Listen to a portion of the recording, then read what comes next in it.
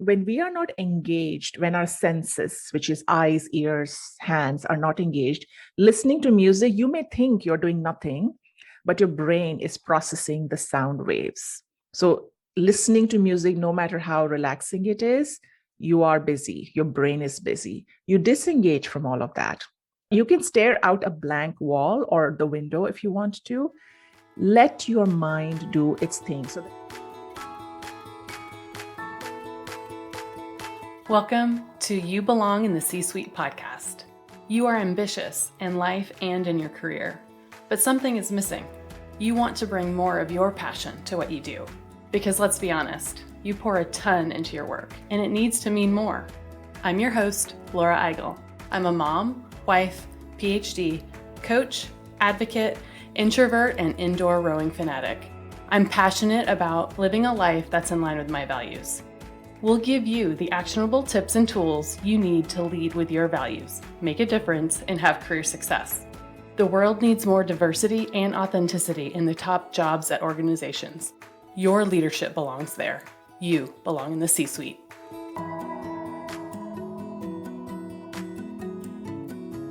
Hi there, friends. My first book, Values First: How Knowing Your Core Beliefs Can Get You the Life and Career You Want, is now out in the world. Thank you so much for your support of the book. With your help, we are a #1 Amazon bestseller in the business ethics category and a #1 new release for time management in business and business etiquette. I have poured my heart into this book with personal stories and stories from my coaching clients using the Values First framework.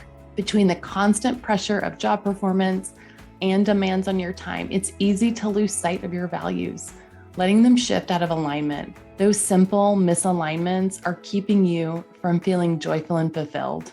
Learn how to recenter your life and career around what truly matters to you. Order Values First now at your favorite independent bookstore or at Barnes & Noble or Amazon. I want to make sure that you are the first to know about every book activity that we have in store, including virtual and in-person events. Stay up to date by joining our list at thecatchgroup.com/valuesfirst. That's thecatchgroup.com/valuesfirst.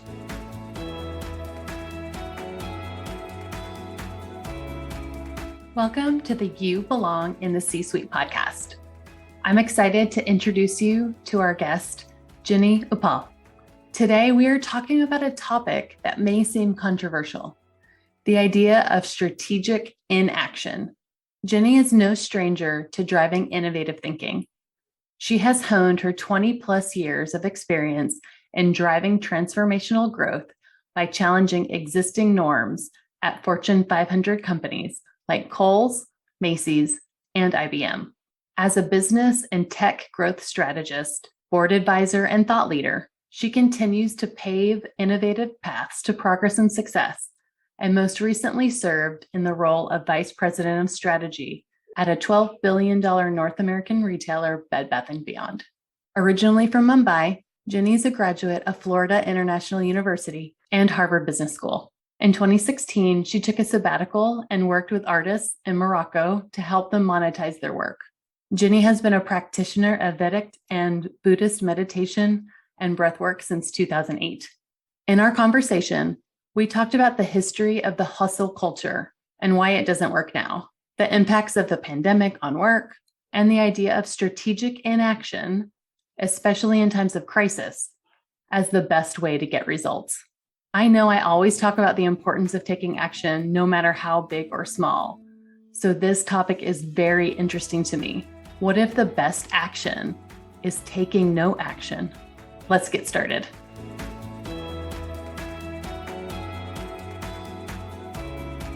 Well, I want to welcome you to the You Belong in the C-Suite podcast. Thank you so much for joining us today. Thank you so much for having me, Laura. It's good to be here. Yeah, I am just really excited that we were connected, and I've been really excited to have you on.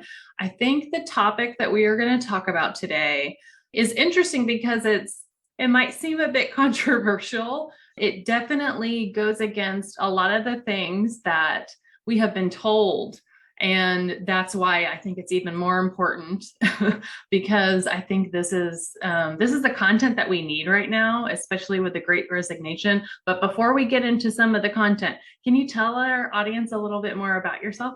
Of course. So I'm from India and I moved to the US for grad school. I've had now a 20 plus year corporate experience. I was just before the pandemic. Until then, I was vice president of a $12 billion North American retailer. So my career has crossed between telecom, e-commerce, and retail. The book came into my life. I say it came into my life because I never meant to write a book. But like many others during the pandemic, I found myself reflecting on just what life have I lived versus what life do I want to live? And I'm very grateful I had the opportunity. My book, In Action, Rethinking the Path to Results, came out in December 21.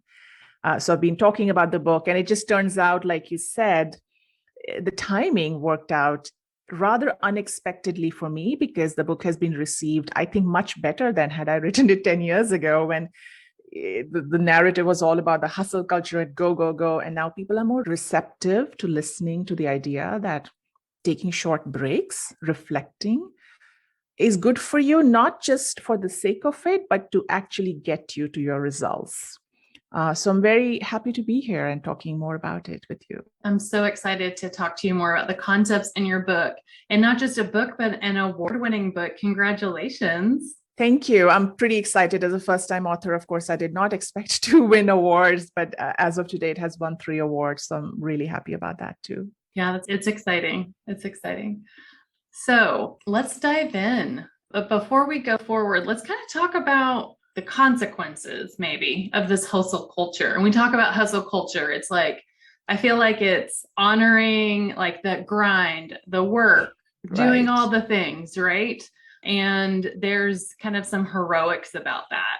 And if you're not doing that, then you're doing it wrong, kind of. And it feels like that's been it for a while, right? It has. It has. I think hustle culture came into mainstream lingo 10, 15 years ago when social media and gig economy were coming about. And what the young at that time, millennials, woke up to the fact that, corporate 9 to 5 career path is kind of over. It's not very fulfilling. Nobody's really happy. But if I do these gig kind of work streams, if I have 4 or 5 things, I hustle a bit, maybe I work hard in my youth, but I'll get rich, by the end of my 30s, and I'll be happy forever. That was the promise of the hustle culture. And a lot of social media celebrities glamorized it. They glorified it. People showed off their 80-hour lifestyles and some bling that they got along with that. Maybe some people did make money, the ones that were most vocal about it. But 10, 15 years later, most of us are waking up to the fact that the promise of hustle culture did not pan out. Most people are still working. If anything, they have been burnt out and exhausted. And the pandemic served as a tipping point. It kind of forced everybody to realize you've been working 10, 15 hours. You're not where you thought you would be, but you are burnt out. You're exhausted. So you're right. Hustle culture has been around, unfortunately, too long. I do believe it's time for it to be put to bed, that lifestyle. I have nothing against working hard for a project. You're launching a product. Maybe you do have to work hard, but this lifestyle of constantly going on 80-hour a week, year after year, that's what I think the problem is. And it's interesting that idea of like having a side hustle and a this and a that, or even I think sometimes industries or companies can have a hustle culture too, where they're working 80, 100-hour weeks, like in VC firms and things like that. And people put in, they put in their time as that kind of consultant sometimes, like you said, kind of early in their youth to then hopefully reap the benefits, usually monetary, right? Right. But it's not sustainable. The interesting thing is, so I'm a technologist and I lived in the Bay Area for 3 years. And even outside of that, I've always worked with the Silicon Valley culture. And the narrative I would hear from the young out there living that lifestyle of long hours was not just because they wanted to make money, but because they told themselves they are solving world hunger. There was some nobility that they attach to the work they are doing, and they truly believe it. So they get into this habit. And of course, the company, the entrepreneur, works long hours. So everybody who worships the entrepreneur also works long hours. Consequently, they give up on rest and sleep. In my book, I reference research that people between the age of 20 and 39 have been the fastest growing segment for prescriptive stimulants such as Adderall. And that's been going on for quite a while. So people have this lifestyle of not getting enough rest, working long hours, and it goes on for 10, 15 years until they burn out, until they have a breakdown. And I reference stories of a couple of people who had that breakdown. And of course, then fortunately, in their case, they came back from it. So how do we move from this, cultural bias in the whole hustle culture within some of our companies to something else? How do we make that transition? Pandemic has absolutely served as that point of reflection, kind of the great resignation. I've definitely seen that with the clients that I work with, kind of just realizing, hey, I'm not really aligned to this anymore. But how do you actually make that shift? That's a good question. I've reflected on that for my own sake and that of others who are interested in this book. One thing to acknowledge is the fact is that the 9-to-5 work culture is indeed dead. I mean, we should just let that go. The idea that I can only work X number of hours and then the rest of the time is mine, in most industries is actually gone. Of course, we kind of went with the flow and started working all the time. 24/7 we are on. That's the problem. So I'm not looking for the day when we go back to how things were in the 1960s or 70s, whenever that was. What I am recommending in this book is accept the fact that the lifestyle we all signed up for, we can blame the company, the corporation, the society, but the fact is we participated in the name of just do it or lean in or other slogans that we were raised on. We signed up for that. You and I are the only people who can take ownership of our life back. I don't want to wait for the society to change. In many ways, if I change my habits, then others around me will have no choice to change. So what I've started talking about lately in my interviews is this idea of intermittent breaks. Instead of waiting for the weekend or the evening after a long day of back-to-back meetings to recover, just allow yourself intermittent breaks, short breaks throughout the day. Many of us probably don't have the luxury of shutting off our phone at 6 p.m. and not looking at it until 8 a.m. the next morning. At the same time, take advantage of that life we are living and start introducing 10-minute breaks in the middle of your day. Most people say they don't have time, they're busy. And I'm saying you can find 10 minutes. Usually what happens when we find 10 minutes is we scroll social media, we chat with someone, we catch up on news. You don't need that stimulation. Nothing changed in the stock market in the last 2 hours. I promise you, if it's going down, it's going to keep going down. At some point, it'll go back up. So maybe start small, take small breaks throughout the day, diffuse the tension that builds up when we work stressful days. And eventually that will become a habit. And I trust that you will know when you get the benefit of the break, you'll see that you're behaving and performing well, and you'll want more of that. I love that. And then to your point earlier, you're then modeling it, and then others will see that and hopefully then do the same for themselves. Exactly. I want to share with you the story of a Dutch entrepreneur who accidentally discovered this idea of taking a mind-wandering walk before a major client pitch. This was years ago, 2012. He had to meet with the client pitching for his business, and he was new in the city. He didn't know what else to do, so he went for a walk. And he didn't rehearse the pitch. Normally, that's what you do, right? You're nervous. Let me practice. Let me check up on this last data point. Anyway, of course, the pitch went very well. He got the business. More importantly, he noticed a change in his own behavior, that he was very relaxed. He was more confident. And he said, I'm going to do this. Before every major client pitch, I'm going to take an hour and do nothing. Of course, his co-owner of the consultancy at that time demanded, what do you mean? Who are you billing this hour to? So which is good question. And this Dutch entrepreneur said, this is on my time. I need this to be better than ever before at my job. 10 years forward now, I interviewed him last year, so 9 years later. Of course, this consultancy has grown by leaps and bounds. They have gone into fixed fee kind of a billing model because they're now working on outcomes. They are confident enough to promise outcomes and not an hourly rate. Most importantly, Laura, he shared with me that I never mandated my team to do what I'm doing, but they all look at my behavior and they're all doing this now. So that's a great example of leading by example. Interestingly, after hearing his story, I started to follow that before all of my interviews. I can't always spare an hour. I think that's still true. I'm discovering even 10 minutes of checking out of whatever I'm doing before a major meeting, a conversation like this, decluttering my mind, staring into empty space. I don't know, it does something.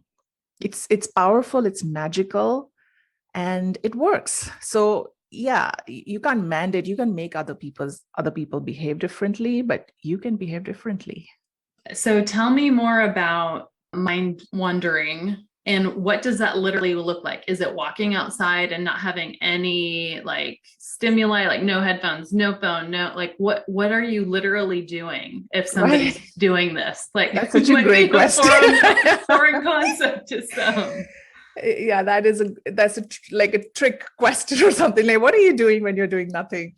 So in my book, I talk about certain behaviors which have traditionally been stigmatized, such as mind wandering, which is associated with a distracted mind. And it's in its extreme form, it is called ADHD.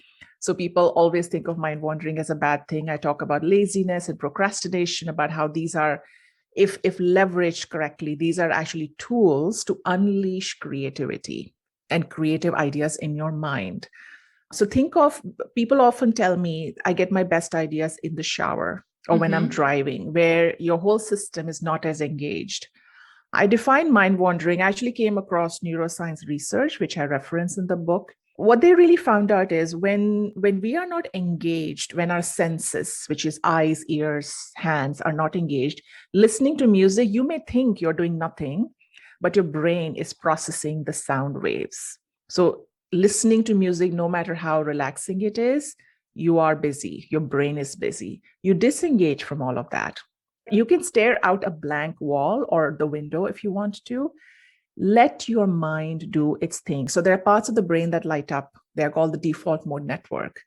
And these parts of the brain, their function is to look into data and information you've been processing and connect the dots in a way that had you been concentrating and focusing, you would not come up with the same solution. That's just not how the brain works. So mind wandering, or letting the default mode network light up, makes room for these aha insight ideas that came out of nowhere. Like you would not have thought of it had you been focusing on it. So it is harnessing that aspect of your brain that was designed to give you creative ideas. It's just that we never go to that place because we're always busy. When we go for a walk, most people plug earphones into their ears and they're listening to music, or they go with a friend and they talk. You're engaging.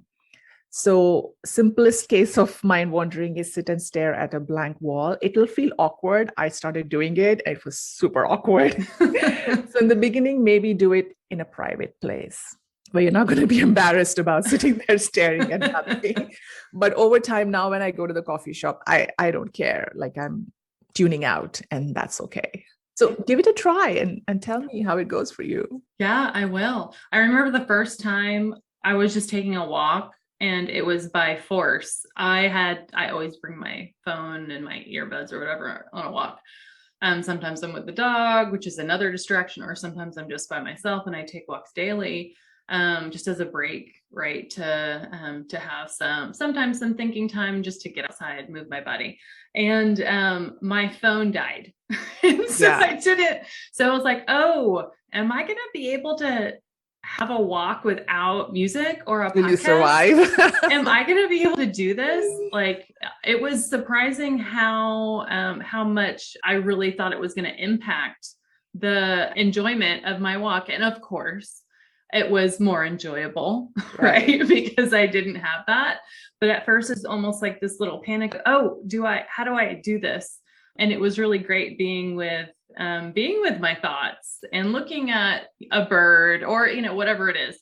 but it was hard the first little bit of it. It was hard for me. I tell you, I found my hand automatically reaching out to the phone. I was sitting in Yes. my home doing this mind wandering thing. And Mm-hmm. suddenly I'm scrolling. I'm like, when did this even happen? When did I even pick up the phone? So then I started putting the phone in the next room. So it's far away enough. But nonetheless, these are all habits, right? These are mental muscles we've developed, just as the dependency on the music is a habit you've developed. This is a new habit, different habit you develop. You start small, which is why I tell people don't think of right away, I'm going to quit my job and I'm going to wander the world until I figure out the meaning of my life. Do it if you're so inspired, go for it. I have taken a sabbatical from my career, but you don't have to do anything so dramatic. Introduce small breaks, moments of reflection during the day. Let that become an integrated part of your life, and just watch, see what ideas come up, see what thoughts come up during that time, and see for yourself whether this works or not. So if we're doing that, hopefully we're coming up with different ideas or different ways to do things. Can you also talk about this idea of intentionally setting time for strategic inaction? Can you talk a little bit more about what strategic inaction is and why we need to do it? Yeah. Usually, so the title of my book is In Action, and it's written as a play on words. You can read it as one word or two words. And the subtitle is Rethinking the Path to Results. So normally we associate action with results, right? If you want something, Yes. you have to do something about it. What I'm suggesting may sound very contrarian and very difficult to accept that. I'm saying our tendency is to do too much. All humans have an action bias, which is a tendency to take action which is either not needed for that goal or is counterproductive. What I am bringing up in this book is injecting and introducing more reflective pauses. Inaction usually is associated with paralysis out of fear. It's got a negative connotation. Yeah, Strategic caution. Yeah. right. It's like being fearful Mhm. or not rising to the occasion. I'm calling it strategic inaction simply to indicate two things. One is this is the kind of inaction you do. I know that word doesn't fit here, but you do it as a choice. Second, it is a deliberate attempt, as it's a strategy. It is a tool.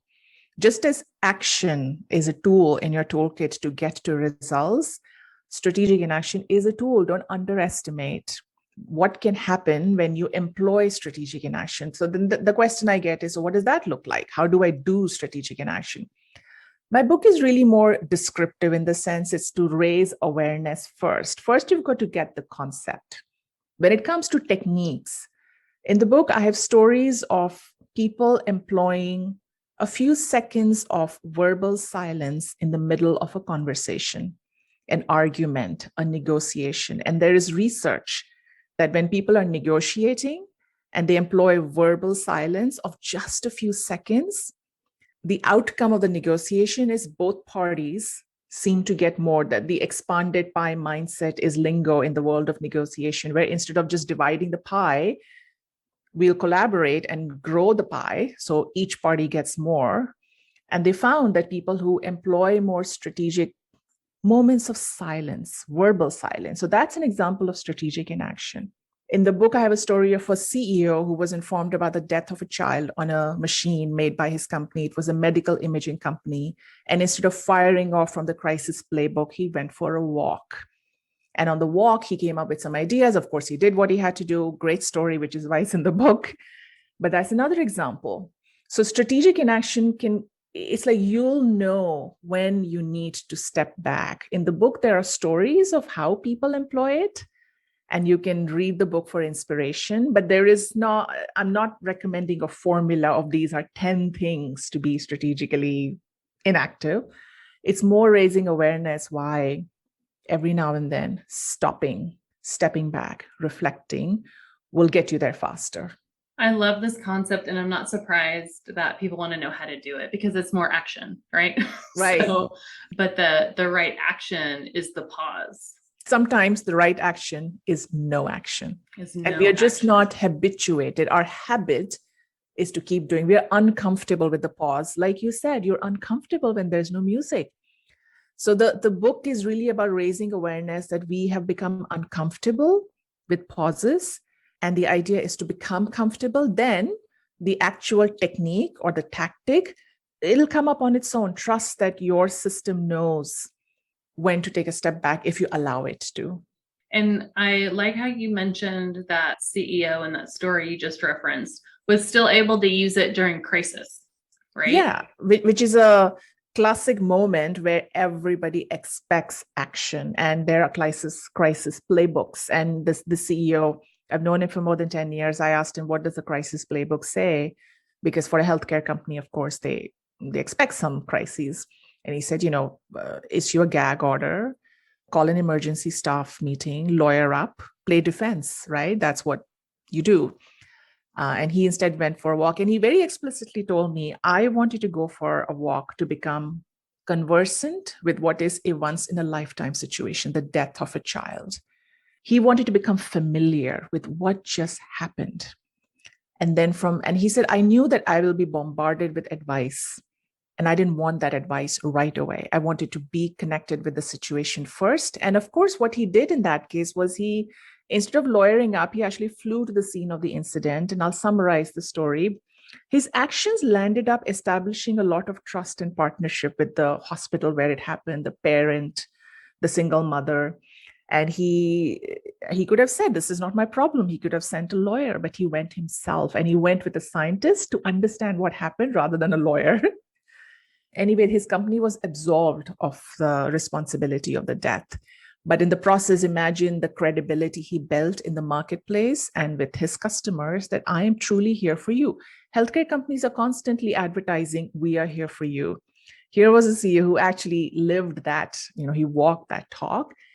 And interestingly, we were talking about, how do you, this is not something you can make others do. I asked him, so things worked out. But still, you going to the hospital was a pretty risky move. You not lawyering up was a risky move. Did you get dinged by your leadership and board? And he said, the general counsel of the company, I got a slap on the wrist. Like, I shouldn't have done that. But the leadership was fully aligned with me because we were aligned on the principles. So in the book, I have a chapter on principles, how to act from a place of principle. Usually we take action because we are pressured, in the name of being pressured by shareholders, team members, bosses. But here was a person who, of course, faced all the typical pressures, but he acted from a place of principles. And that 2-hour break gave him time to connect with his principles. It is not that none of us have principles. It is just that we are too busy to connect with them. We act without thinking.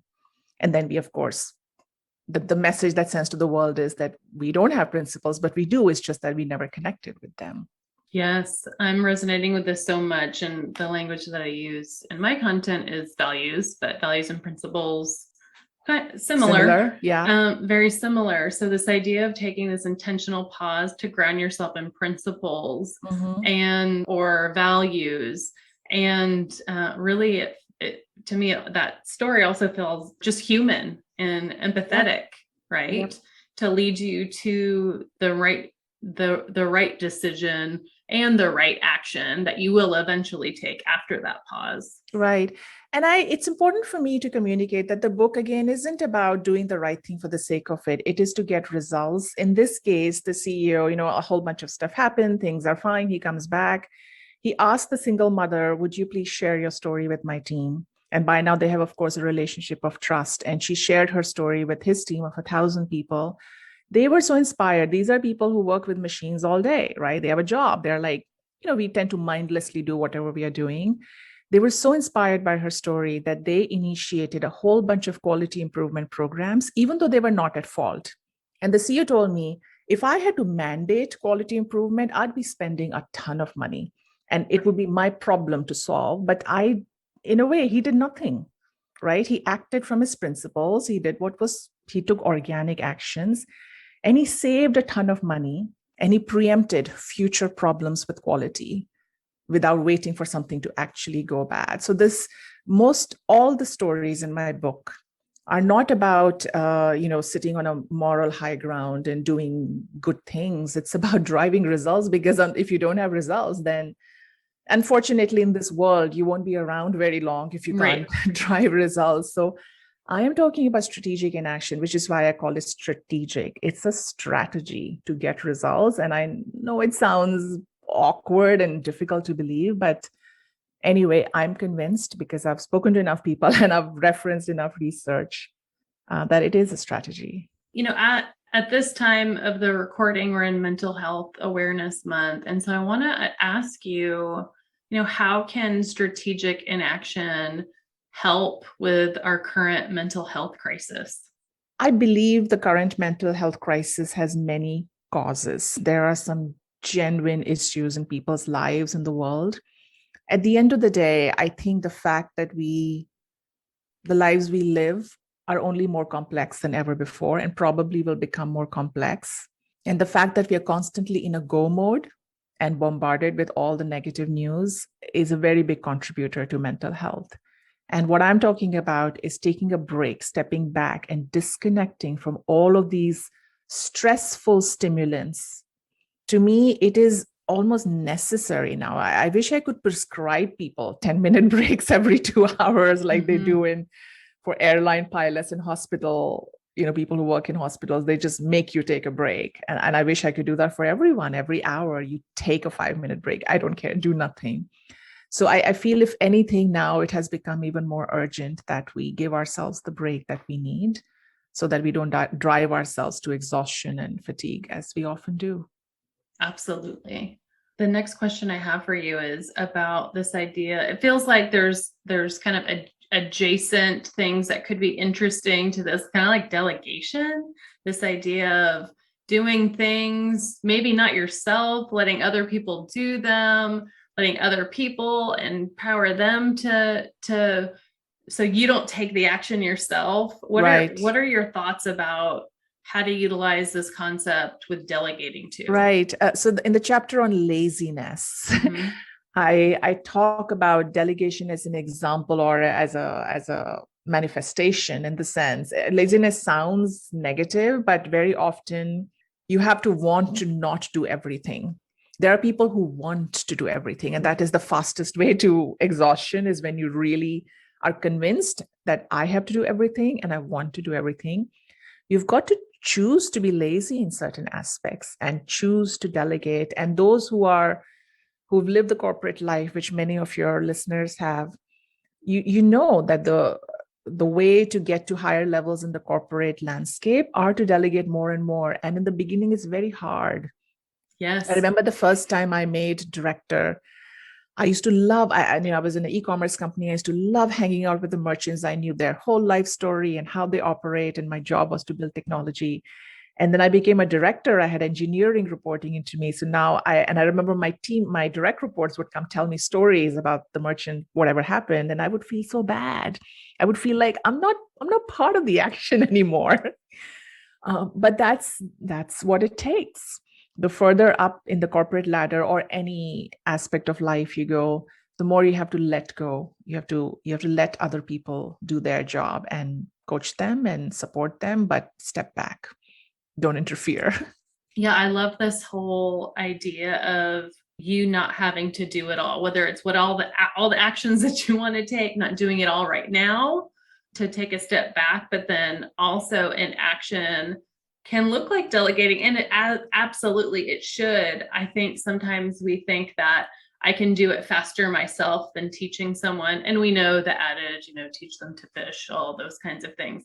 But in the moment, you just need to get it done, right? So leaders are generally doing it. So I love this idea of you do not have to do everything, nor should you. Right. Yeah. It's not a sustainable model in the sense, if you really want to, sure, but you're not going to get very far with that. So again, the book is all about getting results. It's about being successful.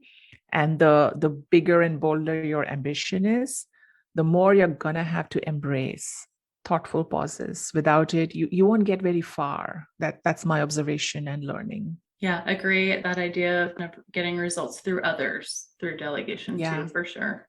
Well, I have thoroughly enjoyed our time together today. Can you tell us a little bit more on how the best way to connect with you?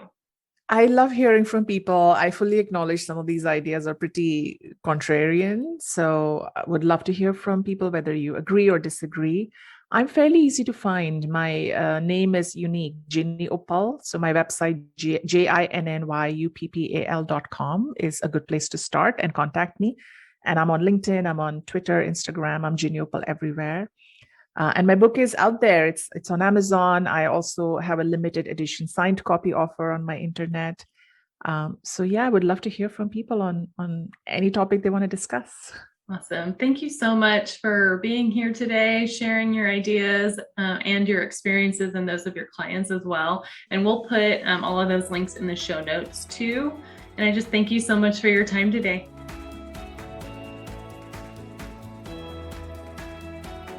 I want to thank you so much for listening to the You Belong in the C-Suite podcast. If you are enjoying this content, please remember to rate and review on Apple Podcasts. By leaving a review, you are helping others find this content. We will be featuring 5-star reviews on air in upcoming episodes. Editing and support for the podcast is done by S&E Podcast Management. To get more tips and tools to help you live a life guided by your values, go to thecatchgroup.com. Keep your boundaries and take care.